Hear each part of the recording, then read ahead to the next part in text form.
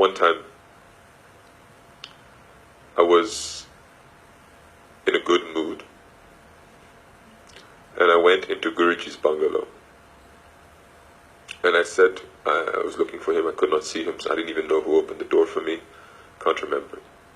But he was not anywhere public in the bungalow. And so I assumed he must be in his room.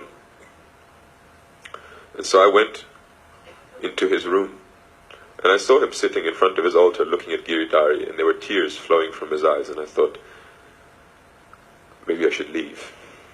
It seems a bit private. And he said to me, please stay. So, surprised, I stayed. And I said, Guruji, why are you crying? And he said to me, you know, Revati, I don't understand what I'm doing wrong. Sometimes I think, what's wrong with me? And I was so confused, so utterly lost. So utterly lost. I said, what are you talking about? And he said, I look at my devotees, they don't cry for God.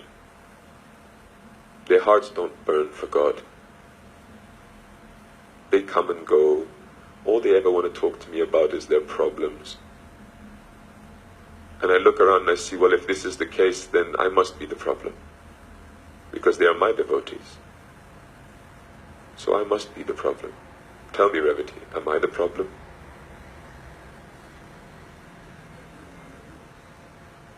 And I'm sitting there thinking, no, Guruji, you are not the problem.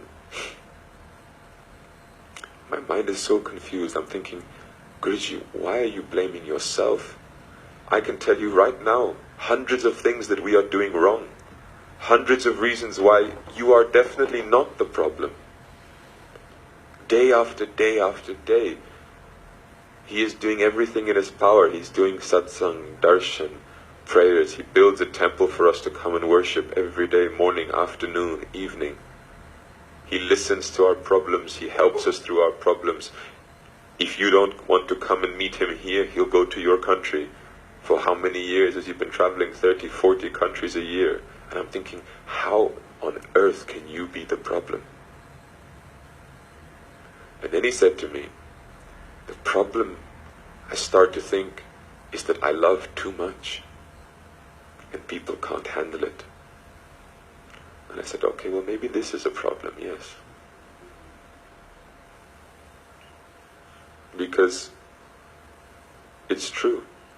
I feel so inadequate in front of you. My love feels so cheap sometimes. When I'm in a good mood, it feels great. And I think, maybe my love is good enough. But then I see him crying for those saints, and I think, maybe it's not good enough. When he tells me a month ago, after this temple had been inaugurated, he made me pujari of the deities. And we went on a trip to France for 10 days.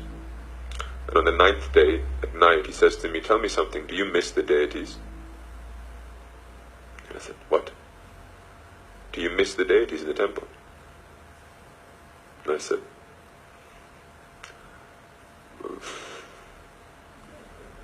I mean, no, not really. I'm here with you. He just shook his head. He said, this is the problem. You all do the right things, you sit in the right places, but you don't feel the right things. I said, but Guruji, I'm with you. Why should I miss a deity when I'm with you? And he got angry with me and he said, you are with me physically, but are you with me in your heart? Are you with the deities in your heart? Because I'm here now.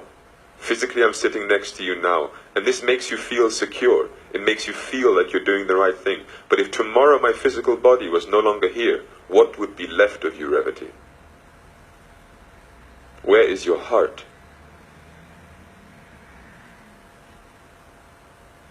You are putting all your hopes and dreams on the fact that physically you are sitting by my side, and you think, that means I can relax. that means I have succeeded already. You have succeeded at nothing. If your heart does not burn for Krishna, if your heart does not burn for me, you have succeeded at nothing.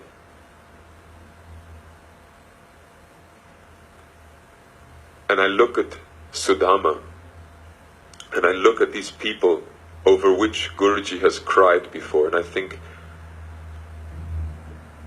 how great must these people be? How great must be the power of love that the Lord of the universe longs for it, cries for it. I felt so inappropriate watching Guruji sitting like a ball in his room crying. My mind kept telling me, this is not supposed to be like this. You're my master, I'm the devotee. I'm the one who's supposed to be pitying myself, not you.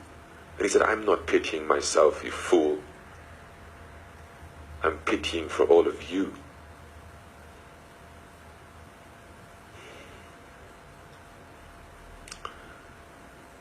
And this is the uniqueness of Krishna, because no other deity, no other incarnation has ever shown this the way Krishna showed this. How much he is willing to do for love. The gopis, the gopas, his parents, his friends, his wives. How far will he go for that love?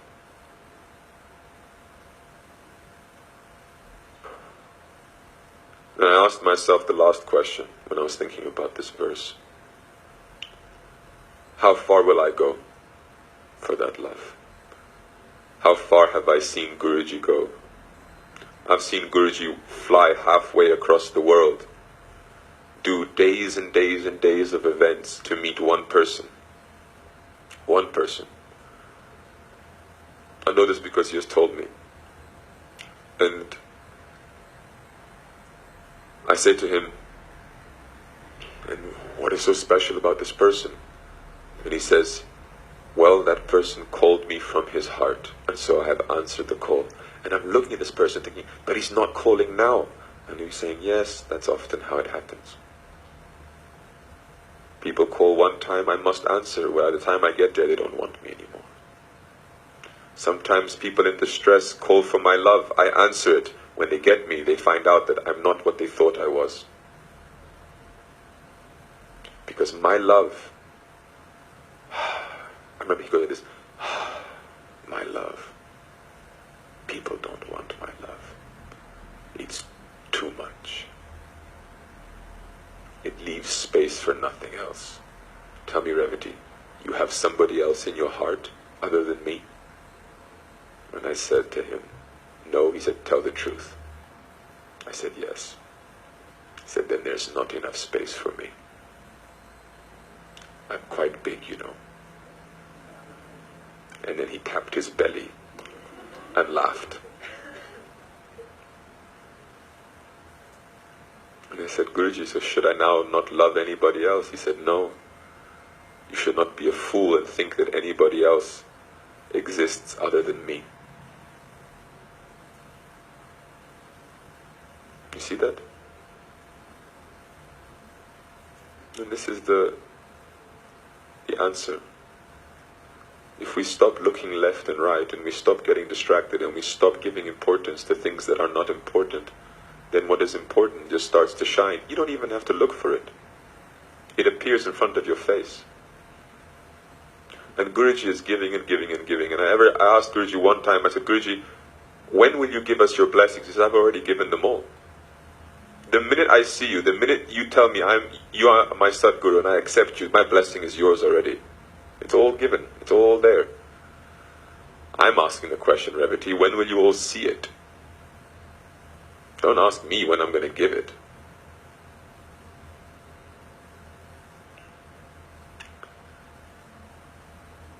So the last thought for you is, think of Sudama. Put yourself in his shoes. Think of the opportunity he had in front of him. Krishna was his friend, correct? Krishna was also the king, correct? How many times could he have asked him for material help? How many times could he have profited from this relationship? From the association? So many times. He never even thought of it. When his wife asked him, he said no. Why? Because he says, I'm not interested in abusing, I'm not interested in profiting, I'm not interested in anything other than my friendship with him. The integrity of the actual relationship, nothing else. Not the benefits of the relationship, not the gifts of the relationship. I can say, oh, I'm a Swami, that means I am privileged. I have this privilege and that privilege, but those are the gifts of a relationship. The relationship is the real privilege. My privilege is that I have a relationship with Guruji. Everything else is meaningless to that. Sudama understood that.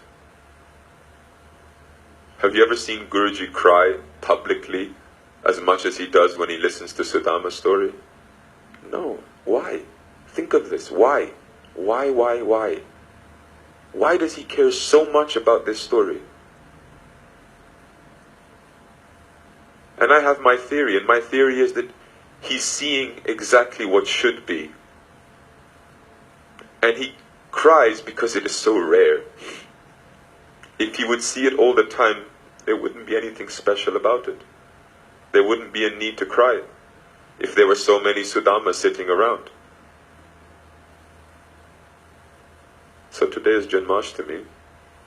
So today seems like a good day to not profit, to not think of how we can gain something, but rather only to think of our relationship with him. Not the service I give, not the service he gives, not what I have gained from him. No, what do I feel for him? And what does he feel for me? Feel. Close your eyes and feel.